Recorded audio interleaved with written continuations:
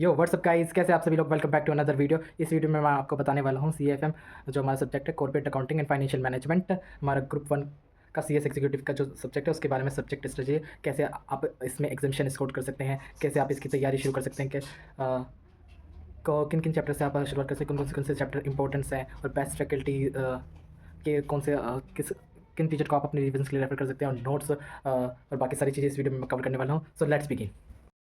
जो हमारा सब्जेक्ट है कॉर्पोरेट अकाउंटिंग फाइनेंशियल मैनेजमेंट, ये दो पार्ट में बटा हुआ है।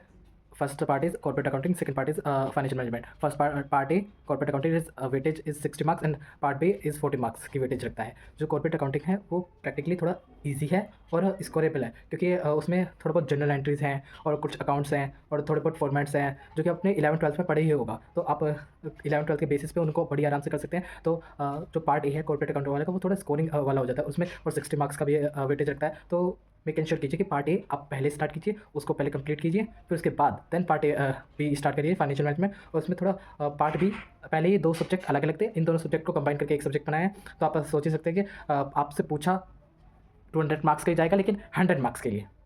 तो आपको मेक इंश्योर करके चलना कि आप अपनी पूरी तैयारी से करें, और मेक इंश्योर करिए अगर आपने पूरा प्रैक्टिकली आप अच्छे से पढ़े तो आप इजीली एग्जामिशन स्कोर कर सकते हैं। जो फाइनेंशियल मैनेजमेंट है पार्ट बी, जो आपका कॉर्पोरेट अकाउंटिंग का जो पार्ट ए है, वो उसमें आप सबसे पहले स्टार्टिंग कर सकते हैं अपना अंडर राइटिंग से, फिर उसके बाद बोनस इशू से, और फिर उसके बाद रिडम्पशन ऑफ प्रेफरेंस शेयर, फिर उसके बाद ratios in financial statement analysis, फिर कैश फ्लो स्टेटमेंट, फिर उसके बाद इशू ऑफ शेयर्स, फिर अकाउंटिंग फॉर डिबेंचर्स, फिर ESOP, buy back of shares, consolidation of holding and subsidiaries company, working capital estimation, time value of money.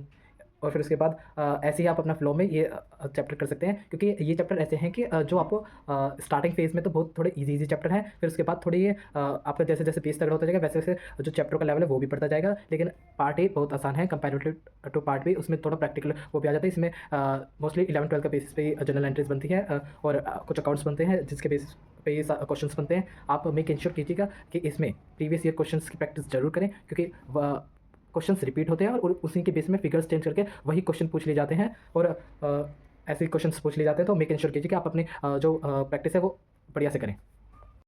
अब अब आ जाते हैं हम फाइनेंशियल मैनेजमेंट, जो कि पार्ट भी 40 मार्क्स का वेटेज रखता है। इसमें आप अपनी स्टार्टिंग कर सकते हैं मार्जिनल कॉस्टिंग से, फिर उसके बाद इन्वेंट्री मैनेजमेंट, फिर लेवरेजेस, फिर EBIT EPS एनालिसिस, फिर ऑप्टिमम कैपिटल स्ट्रक्चर, फिर डेब्टर मैनेजमेंट, फिर cost of capital, capital budgeting, फिर dividend policy, under dividend policy. ऐसे आप अपनी शुरुआत कर सकते हैं और ऐसे इसे पूरा कर सकते हैं, क्योंकि पार्ट बी, ये सारे चैप्टर आपके पार्ट बी में आ जाते हैं। आप इसकी भी तैयारी अच्छे से कर सकते हैं। इनके जो भी नोट्स हैं, और मैं आपके लिए एक टीचर, मैं CFM सब्जेक्ट के लिए एक टीचर सजेस्ट करूँगा जिनसे मैं पर्सनली पढ़ा हूँ, जो कि हैं CA मुकेश जसवानी सर, जो कि बहुत बढ़िया पढ़ाते हैं। और लिटरली मेरे 3 रजिस्टर भर गए नोट्स हैं ये मेरे, तीनों रजिस्टर्स में नोट्स के हैं। इसमें मैंने अपना पूरा जो CFM का है वो इसी से मैंने एग्जाम टाइम में पढ़ाई करी थी। बहुत बढ़िया पढ़ाते हैं, और आप पर्सनली इनसे लेक्चर ले सकते हैं। आपको कोई भी वो नहीं होगा, गिल्ट नहीं होगा कि मैंने इनसे लेक्चर क्यों लिए, इतना बढ़िया पढ़ाते हैं। आप इन्हें का चैनल है CA मुकेश जसवानी करके, क्वालिफिकेशन वाइज इन्होंने CA CS CA में तीनों का रखा है। आप इनका चैनल एक्सप्लोर भी कर सकते हैं और अपनी CFM की तैयारी भी कर सकते हैं। CFM एक प्रैक्टिकल सब्जेक्ट है, तो बच्चों को क्या दिक्कत आती है कि जो बच्चे थोड़े प्रैक्टिकली वीक होते हैं उनको क्वेश्चन सॉल्विंग में बहुत दिक्कत आती है। तो वो मेक श्योर कीजिए कि वो शुरुआत से ही जो क्वेश्चन सॉल्विंग है वो बहुत ज़्यादा करें। लेकिन अगर आपने CA मुकेश जसवानी सर से लिया तो वो तो क्लास में इतने क्वेश्चन सॉल्व करवा देता है, आपको एक्स्ट्रा करने की जरूरत ही नहीं है। और आप मेक इंश्योर कीजिए प्रीवियस ईयर जो पेपर है उनके अच्छे से तैयारी कीजिए, अच्छे से सॉल्व कीजिए उन्हें, और जो कोई भी फॉर्मेट है, फॉर्मूलाज हैं, उनको अच्छे से रिवाइज कीजिए। और मेक इंश्योर कीजिए कि आप CFM और टैक्स के नोट्स जरूर बनाएं, क्योंकि एंड ऑफ द एग्जाम आपको उन्हीं नोट्स से पढ़ना होगा। आप सारे क्वेश्चन दोबारा कर नहीं सकते, बस उन फॉर्मूलाज, उन फॉर्मेट को ही आप याद करके जाएंगे, जिसके बेस पे आप एग्जाम करेंगे। क्योंकि एंड ऑफ द एग्जाम आपके पास इतना टाइम नहीं होता कि आप सारे क्वेश्चन को देखें समझे। कुछ इंपॉर्टेंट क्वेश्चन है उसी पर आप नजर मार के जा सकते हैं। सो आप अच्छे से तैयारी कीजिए CFM सब्जेक्ट की, और बाकी सारे सब्जेक्ट की भी मैंने ऐसे ही एक वीडियो बना रखी है, जिसका लिंक आपको डिस्क्रिप्शन में मिल जाएगा, कंपनी लॉ और जिगल की, उसे भी आप चेक कर सकते हैं। बाय।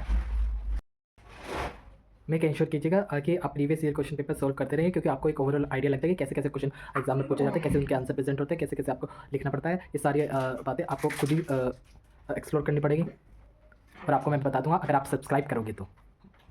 टेलीग्राम, आप मेरा टेलीग्राम चैनल भी ज्वाइन कर सकते हैं, जिसमें मैंने सारे नोट्स प्रोवाइड कर रखे हैं, उसे भी आप ज्वाइन कर सकते हैं अपनी फर्दर स्टडी के लिए, और सब्सक्राइब कर सकते हैं फॉर फ्यूचर अपडेट्स के लिए, और ऐसी सारी रिलेटेड वीडियोज़ के लिए और गाइडेंस के लिए आप मुझे फॉलो भी कर सकते हैं।